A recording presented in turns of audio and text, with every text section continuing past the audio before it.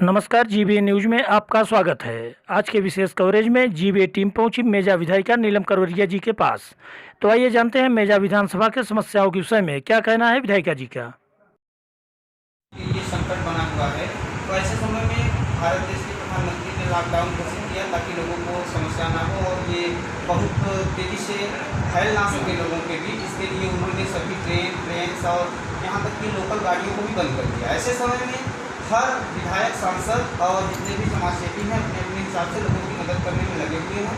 आज हम आए हुए हैं मेजा विधानसभा के विधायक नीलम करवरिया जी के पास, जिन्होंने मेजा विधानसभा में पहली बार किसी महिला प्रतिनिधि के रूप में मेजा विधानसभा का प्रतिनिधित्व विधानसभा में किया है और भारतीय जनता पार्टी का झंडा पहली बार लहराने का काम मेजा विधानसभा में किया है। तो आइए जानते हैं कि ये इस समय किस प्रकार से मेजा विधानसभा के लोगों की मदद कर रही हैं, किस प्रकार से लोगों तक अपनी सहायता को पहुँचा रही हैं।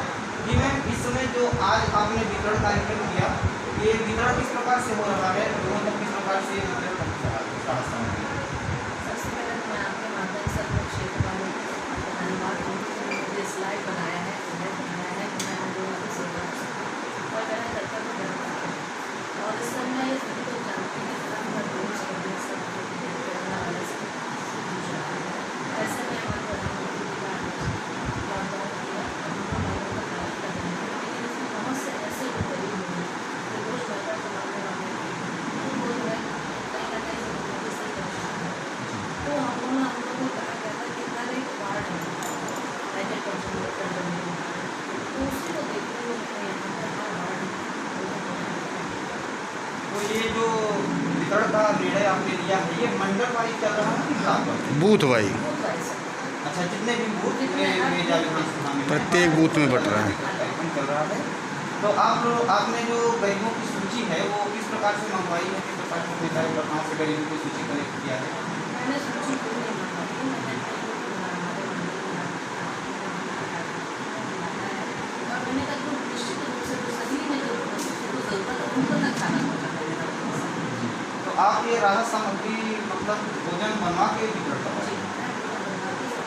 जो भी हो पा रहा है कुछ भी समस्या ऐसे सुनने में आई है पूरे विधानसभा की है, या ये कहा जाए कि पूरे उत्तर प्रदेश में इस प्रकार से माननीय योगी जी ने आदेश किया है लेकिन लोगों को राशन वितरण में समस्या हो रही है, कोटेदारों के द्वारा लोगों को सही राशन नहीं मिल पा रहा है, इसके बारे में क्या आपको जानकारी दी?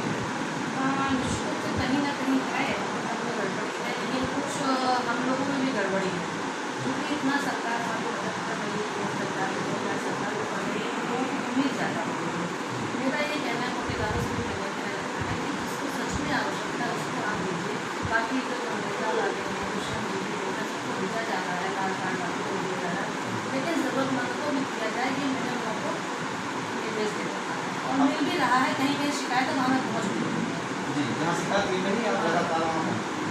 जी, इस समय सबसे एक क्वेश्चन आपसे जानना चाहता हूँ जो बहुत ही विशेष संकट बना हुआ पूरे देश के ऊपर, लोगों ने ऐसे संकट के समय में भी हिंदू मुसलमान करना बंद किया है। तबलीगी जमात के कुछ लोग इधर कोरोना संकट में पकड़े गए हैं, ऐसा बहुत से लोग कोरोना कोई धर्म और जाति के आधारित तो आ नहीं रहा है, तो इसके विषय में आप लोगों को क्या संदेश देना चाहते हैं कि ऐसे संकट के समय में लोगों को किस प्रकार से करना चाहिए?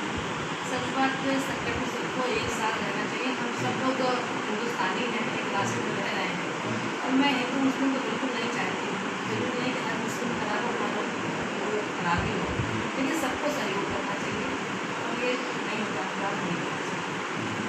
तो आप मेजा विधानसभा के लोगों को इस कोरोना से बचाव के लिए क्या बोलना चाहते हैं? मैं ये सबसे कहूँगी कि मैं तो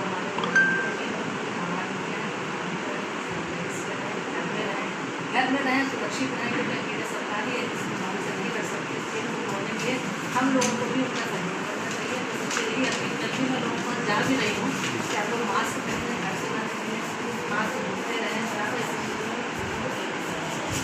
जी, आपने बहुत अच्छा हमारे साथ अपने विचारों को साझा किया। अच्छा, आपका गाँव कहाँ है? मेरा नाम रोशन द्विवेदी, मंडल उपाध्यक्ष हूँ।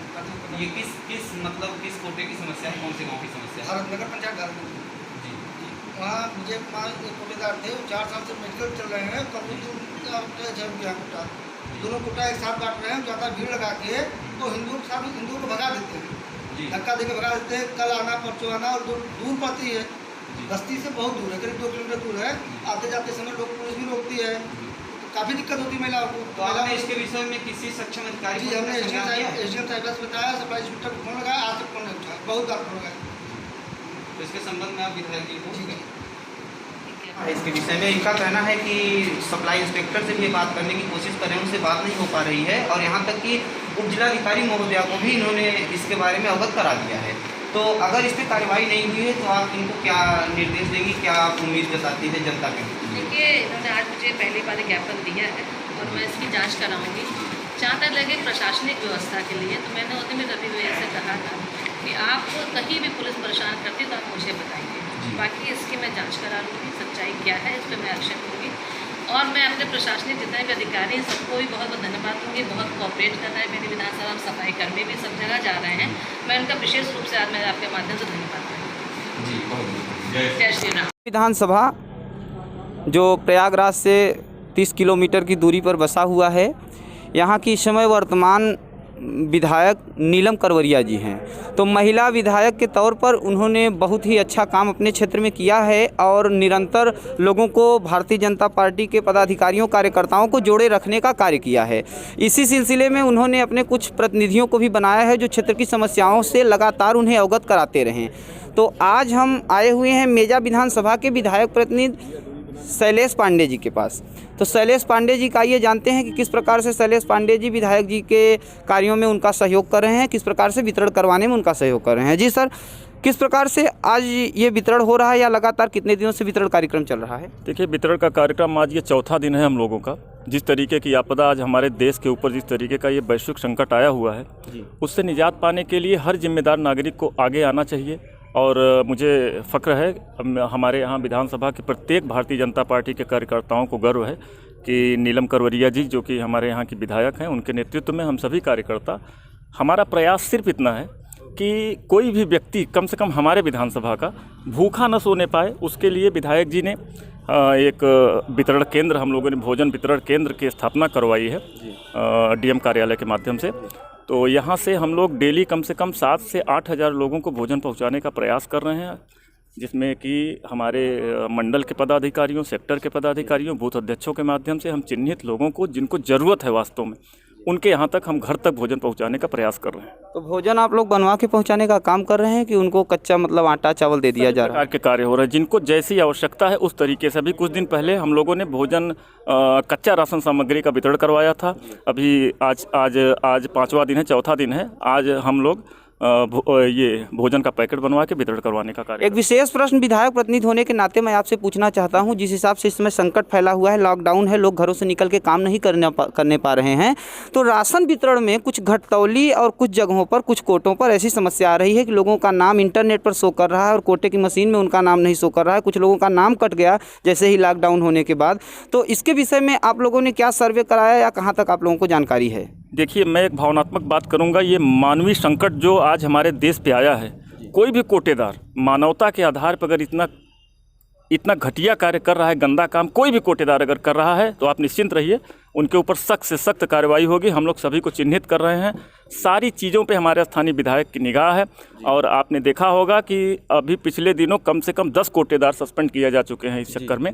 और हम लोग आगे भी इस चीज़ का ध्यान दे रहे हैं, लगातार कोटेदारों के संपर्क में हैं और एसडीएम के माध्यम से, सक्षम अधिकारियों के माध्यम से उन्हें अवगत करा रहे हैं कि इस समय जो आपदा हमारे देश में आई है, आप लोग समुचित प्रबंध करके वितरण का कार्यक्रम करिए। किसी भी प्रकार की अगर ऐसी दिक्कत कहीं पे भी आई होगी तो हम लोगों ने उस पर ध्यान दिया होगा और आगे भी ऐसा करते रहेंगे। जी, बहुत बहुत धन्यवाद। लोगों को इस समय राशन की ज़रूरत स्पेशल है और किसी चीज़ की ज़रूरत इस समय है नहीं। अगर लोगों को सही समय पर राशन मिल रहा है तो लोग प्रधानमंत्री जी के आह्वान का समर्थन करेंगे, पालन करेंगे और लॉकडाउन के साथ अपने घरों में रहेंगे। बचाव के लिए आप क्या बताना चाहते हैं क्षेत्रवासियों को? कहना है कि जैसे हमारे प्रधानमंत्री आदरणीय मोदी जी ने हम सभी से आग्रह किया है, निवेदन किया है कि हम सभी, देखिए अभी इसका कोई वैक्सीन नहीं आया है इस वायरस का, तो हमारे पास सिर्फ एक ही इलाज है इसका। हम सोशल डिस्टेंसिंग का पूरी तरीके से पालन करें। मैं मानता हूं रूरल एरिया में ऐसा हो पाना थोड़ा सा मुश्किल ज़रूर है, इसके लिए व्यक्ति को खुद सोचना चाहिए और सोशल डिस्टेंसिंग का पालन यही इसका इलाज है। और मैं अपनी तरफ से, अपने विधायक की तरफ से सभी से निवेदन करना चाहता हूं कि आप सोशल डिस्टेंसिंग का सिर्फ पालन कर लीजिए, अपने घरों में रहिए, अपने हाथों को धुलिए, स्वच्छ रहिए, निश्चित रूप से हम इस वैश्विक महामारी पर विजय प्राप्त करेंगे। और मैं एक चीज़ और बताना चाहता हूँ, गर्व महसूस होता है कि हम सभी भारतीय हैं।